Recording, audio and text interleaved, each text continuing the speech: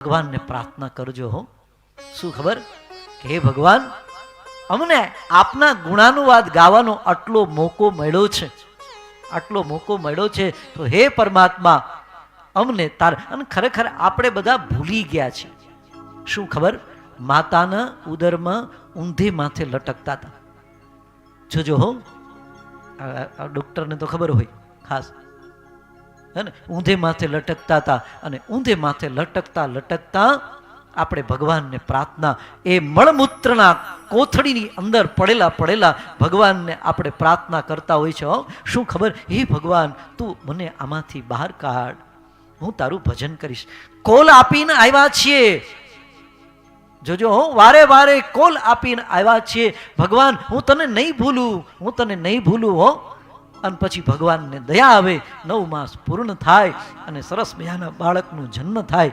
જેવો જન્મ થાય ને એટલે તરત જ શું કહે ખબર, વાહ વાહ વાહ. ભગવાનને શું કહે ખબર, હું અહીંયા અને તું ન્યા. એટલે ભગવાનના મનમાં શું આવે ખબર, નહીં કઈ વાંધો નહીં, બાળક છે ને, હજી તો નાનો છે ને. પણ ધ્યાન રાખજો, છોડ નાનું હોય ને ત્યાં સુધી તમે જેટલો એને વાળો ને એટલો એ વળે હો. બાળકોને નાનપણમાંથી જ સંસ્કાર આપજો. જ્યાં દીકરી નાનકડી છે ને કથા ભલે ને 2 શબ્દ એને ખબર પડે કે ન પડે, પણ એ 2 શબ્દ કદાચ એના કાનમાં જશે ને તો ક્યારેક એને મનમાં વિચાર આવશે કે મારા મમ્મી પપ્પાએ આવી સરસ મજાની કથા કરી હતી. તમારી દીકરી જ છે ને, હે ને? હા, એને કોઈક દિવસ વિચાર આવશે કે મારા મમ્મી પપ્પાએ આવી સરસ મજાની કથા કરી હતી, દાદા દાદી એને, અને સરસ મજાનું, તો પછી મારે પણ કરવી જોઈએ.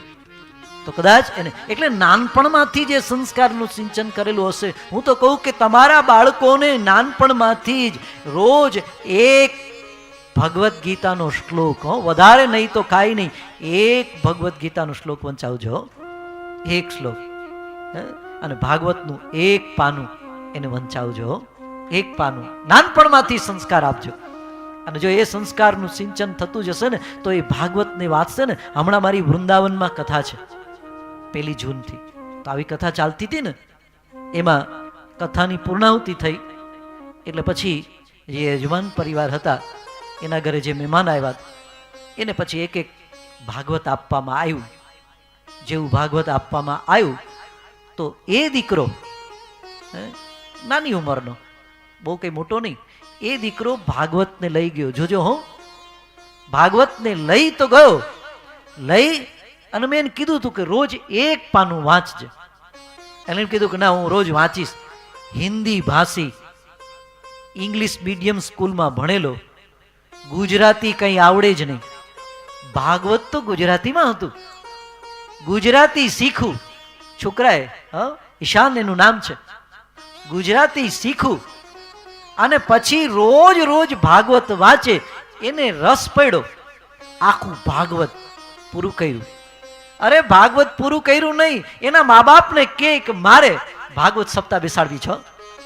એટલે વૃંદાવનની અંદર, એ લોકો દિલ્હી રહી છે, પણ વૃંદાવનની અંદર એ દીકરાએ એમ કીધું મારે ભાગવત સપ્તાહ બેસાડવી. અને 1 જૂનથી વૃંદાવનમાં ન્યા ભાગવત સપ્તાહ છે. ધન્ય છે. એટલે એને ભાગવત જો સાંભળ્યું અને વાંચ્યું તો એને અંદરથી એમ થયું કે ના, મારે પણ આવું સત્કર્મ કરવું જોઈએ. એટલે નાના બાળકોને ભલે કંઈ ખબર ન પડે તો પણ અહીંયા બેસાડજો. એટલે આપણે બધા જેટલા કથા મંડપમાં બેઠા છો ને બધા પરમ સદભાગ્યશાળી છો.